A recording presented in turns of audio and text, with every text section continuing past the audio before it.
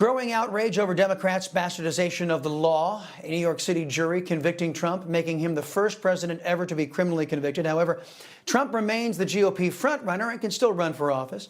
His sentencing is set for July 11th.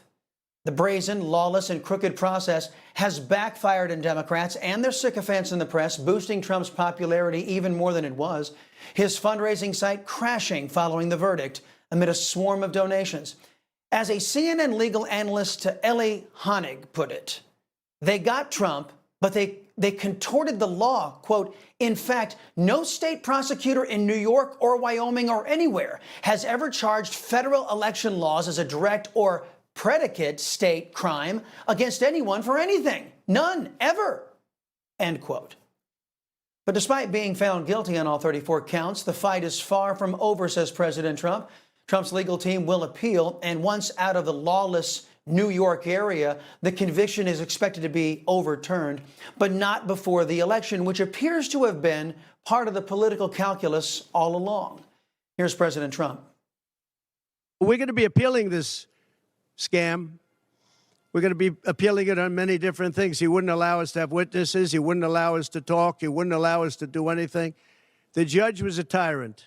We're losing our country.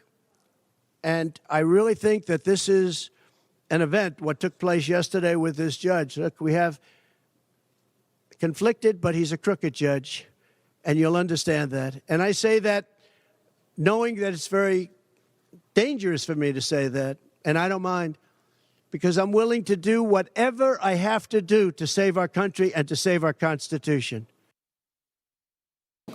Joining me now to discuss is Trump surrogate and Texas conservative Congressman Keith Self. Congressman, good to see you, sir. The Biden campaign blasting Trump after his conviction, saying, quote, no one is above the law. Take a listen. The American principle that no one is above the law was reaffirmed. Donald Trump was given every opportunity to defend himself. That's how the American system of justice works. And it's reckless. It's dangerous. It's irresponsible for anyone to say this was rigged just because they don't like the verdict.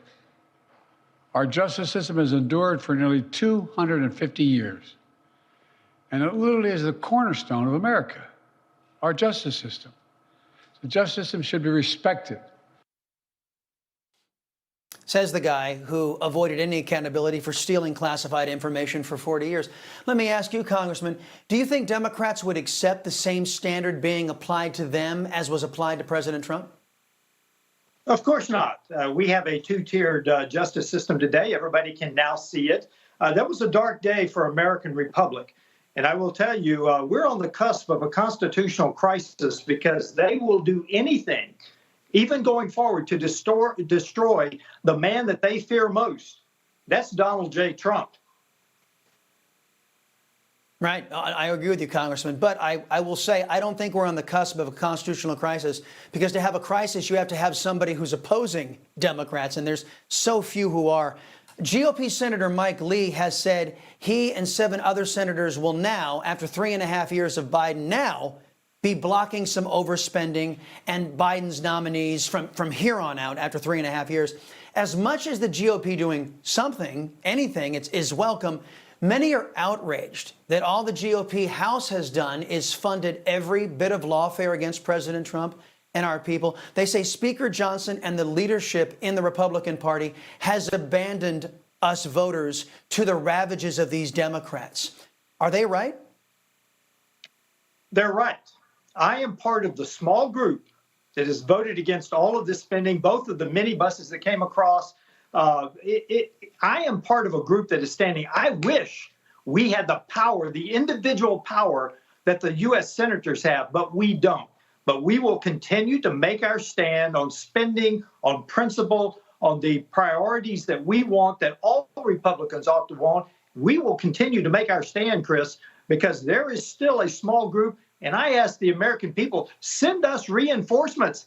Send us people who will stand with us against the outrageous debt that we're accumulating. Send us reinforcements.